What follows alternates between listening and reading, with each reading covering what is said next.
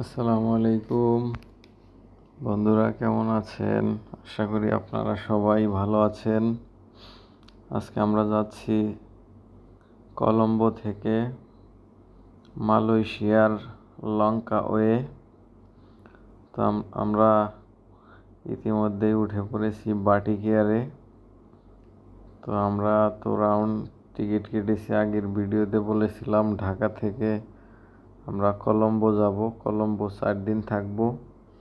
সেখান থেকে আমরা মালয়েশিয়ার লংকাওয়েতে 2 দিন থাকবো এবং পরে আমরা কুয়ালালামপুর এসে 4 রাত থাকবো। তো ইতিমধ্যে আমরা মালয়েশিয়ার ইমিগ্রেশন শেষ করে আবার ডোমেস্টিক ফ্লাইট বোর্ডিং পাসের অপেক্ষায় রয়েছি। তবে একটি কথা না বললেই নয়, মালয়েশিয়া ইমিগ্রেশন ফেস করাটা সহজ বিষয় নয়, খুবই কঠিন একটা ব্যাপার, বিশেষ করে আমাদের বাংলাদেশিদের জন্য। বাংলাদেশের পাসপোর্ট দেখলে ওরা আলাদা কাউন্টারে নিয়ে যায়, তবে আমাদেরকে নেয়নি। আমরা 2 জন, আমাদের সাথে সব কাগজপত্রই আমরা রেখেছিলাম। ওরা যা চাইলো, হোটেল বুকিং, তারপরে কি ব্যবসা বাণিজ্য করি, আমাদের দেশে সব কাগজ আমার সাথেই ছিল। চাওয়ার সঙ্গে সঙ্গে দেওয়াতে আমাদের আলাদা করে আর ডাকেনি। তো আমরা ইতিমধ্যেই রাতের 12:45 আমাদের ফ্লাইট ছিল কলম্বো থেকে মালয়েশিয়া। আমরা মালয়েশিয়ার 7টা বাজে এসে পৌঁছাই এবং পরবর্তী ফ্লাইট আমাদের 11:20-এ। তো আমরা 11:20-এর ফ্লাইট ধরে 12:20-এ আমরা লংকাওয়েতে পৌঁছেছি। এটি লংকাওয়ে এয়ারপোর্ট, খুবই সুন্দর, সিমসাম গোছানো। তো আমরা এয়ারপোর্টে এখানে কোনো কিছুই হয়নি, আমাদের চেক টেক সব হয়েছিল কুয়ালালামপুর। এখানে আমরা জাস্ট এসে বের হয়ে গেছি। এই যে এটি এয়ারপোর্টের সামনের দৃশ্য।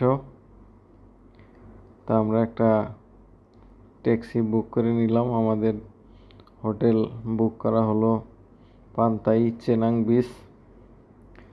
সেখানে আমরা ট্যাক্সি ঠিক করে নিলাম। ট্যাক্সি ভাড়া 35 RMB।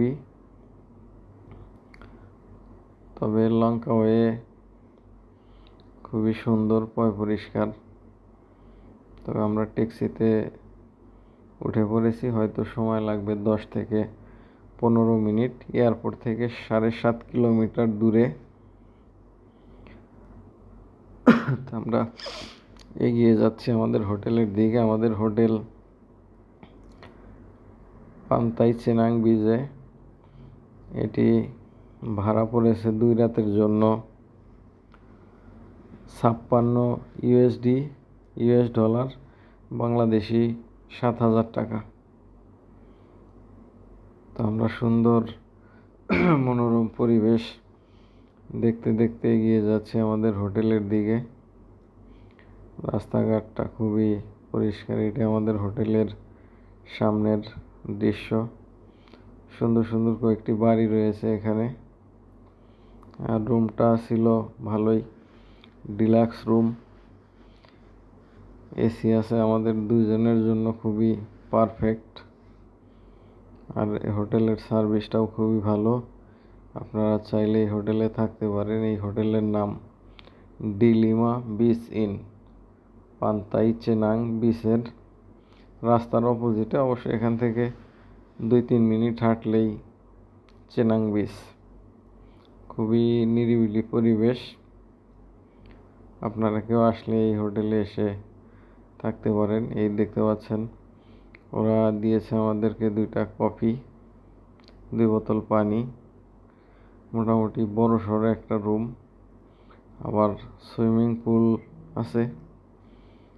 আপনারা এটি হোটেলের সামনের সাইড, সুইমিং পুল ব্যবহার করতে পারবেন। সকাল 10টা থেকে 12টার মধ্যে এই ফোয়ারাটা ছাড়া থাকে, আপনারা এখানে গোসল করতে পারবেন। এই যে হোটেলের সাইডের যে রাস্তা, এটি আমরা এখন দুপুরের খাবার খাবো। তো চলুন দেখি কোথায় কি পাওয়া যায়। তো আমরা মোট 2 রাত থাকবো লঙ্কাওয়েতে।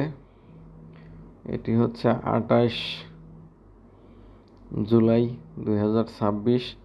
আজকে আমরা পৌঁছালাম, আমরা 28 তারিখ, 29 তারিখ, 30 তারিখে আবার আমরা ফেরত যাব কুয়ালালামপুর। আমরা ওখানে আবার 4 দিন থাকবো।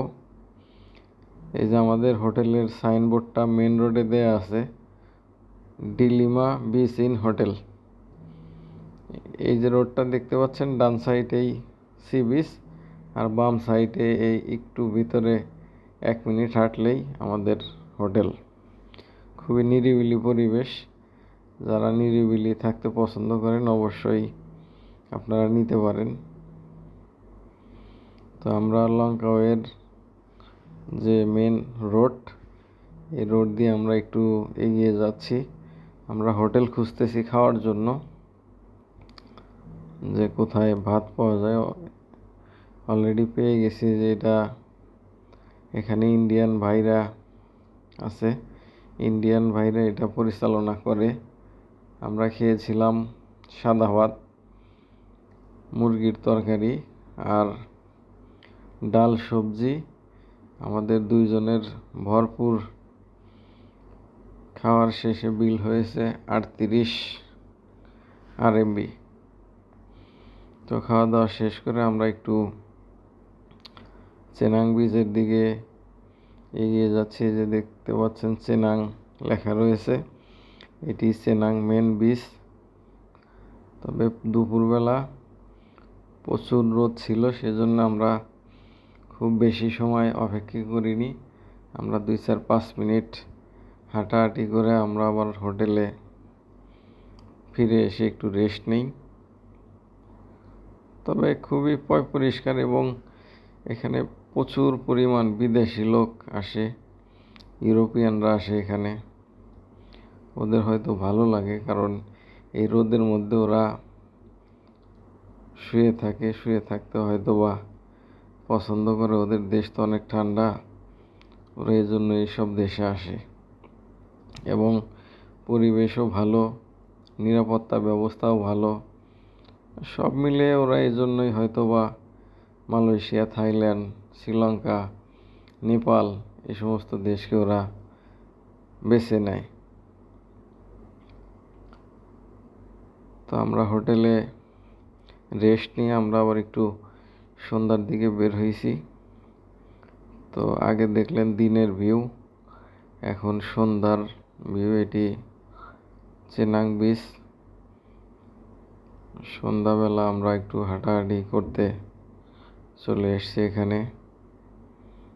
অনেকেই গোসল করতেছে সমুদ্রে, কেউ বসে আছে। খুবই দারুণ একটি বিকেল। আপনারা লঙ্কাওয়েতে আসলে অবশ্যই চেনাং বিচের দিকেই থাকার চেষ্টা করবেন, কারণ এখানে যেমন খাবার দাবার পাওয়া যায়, তেমন বিভিন্ন শো এখানে দেখানো হয়। এগুলো আর কোনো সি বিচে নাকি দেখানো হয় না। এই যে আপনারা লাইভ একটি শো দেখতে পাচ্ছেন, এটি দারুণ। অনেক মানুষ এসে এখানে ভিড় করে আছে, সবাই আরামায়েশে বসে এদের এই লাইটিং শো দেখতেছে। এই লাইটিং শো রাত 10টা, 10:30 পর্যন্ত চলে, সন্ধ্যা থেকে শুরু হয়। তো আপনারা লঙ্কাওয়েতে আসলে অবশ্যই চেনাং বিচে সন্ধ্যার দিকে চলে আসবেন। আসলে এরকম সুন্দর লাইটিং শো দেখতে পাবেন। এটি আসলে এটির মাথায় আগুন ধরানো থাকে, এই আগুন দিয়ে ওরা বিভিন্ন খেলা দেখায়। এই যে আগুন ধরালো, খুবই খুবই সুন্দর একটি দৃশ্য। অনেক অনেক লোক এখানে এসে ভিড় করে এই শোটা দেখে, খুবই ভালো লাগলো। তা আমরাও পুরা সন্ধ্যাবেলাটা এখানেই কাটালাম। এই সুন্দর শোটা দেখতে দেখতে মোটামুটি রাত 9টা পর্যন্ত আমরা এখানেই ছিলাম। ওরা বিভিন্ন গেস্ট যারা ট্যুরিস্ট আছে ওনাদেরকে একটু মজা দেওয়ার জন্য বিভিন্ন ইতিমধ্যেই দেখতে পাচ্ছেন একজন বিদেশি নাগরিককে মাঝখানে বসিয়ে তাকে তার চারপাশে এরকম শো পরিদর্শন করা হচ্ছে। এটি দেখে সবাই খুবই খুশি। ওরা খুব ফ্রেন্ডলি। তবে একটা জিনিস সমস্যা, আপনার শ্রীলঙ্কাতে ইংলিশে সবাই কথা বলতে পারে, কিন্তু মালয়েশিয়ার লোক ওদের নিজেদের ভাষায় ওরা বলতে হয়তো বা স্বাচ্ছন্দ্য বোধ করে, এজন্য ইংলিশটা অত বেশি পারদর্শী না। তো কোনো সমস্যা নেই, তারপরেও খাবার দাবারের দোকানে গেলে মেনু কার্ড থাকে, আপনারা দেখে অর্ডার করতে পারবেন।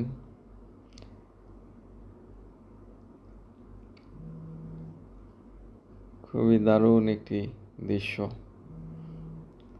এই দৃশ্য দেখার জন্য শত শত পর্যটক সন্ধ্যাবেলা চলে আসে এখানে। দেখতেছেন একজন বিদেশি নাগরিকের কে ওরা খুব মজা দেওয়ার চেষ্টা করতেছে। দারুণ খুশি এই নাগরিক, কারণ উনি হয়তো আর এরকম দৃশ্য কখনো কোথাও দেখেনি, যেটা ওনার সাথে করা হচ্ছে এখন।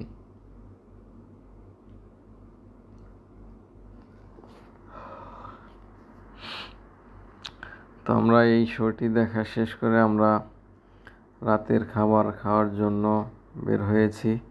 তো আমাদের চেনাং ব্রিজের পাশেই একটি খাবারের মেলা বলতে পারেন, খাবারের মেলার মতো। ওখানে আমরা যাব। যাওয়ার পথে আবার দেখলাম আর এক নতুন দৃশ্য। এখানে রবট দিয়ে পরিদর্শন করা হচ্ছে একটি শো। আবার একটি ডল দেখতে পাচ্ছেন, এখানে বাচ্চারা খুবই মজা পাচ্ছে। আসলে পর্যটক এখানে আসলে তাদের আরও আকর্ষণ ধরানোর জন্য ওরা বিভিন্নভাবে ওরা সাজানো গোছানোভাবে ওরা এই ধরনের আয়োজন করছে, খুবই সুন্দর। এইসব দৃশ্য বাচ্চারা দেখলে খুবই মজা পায়।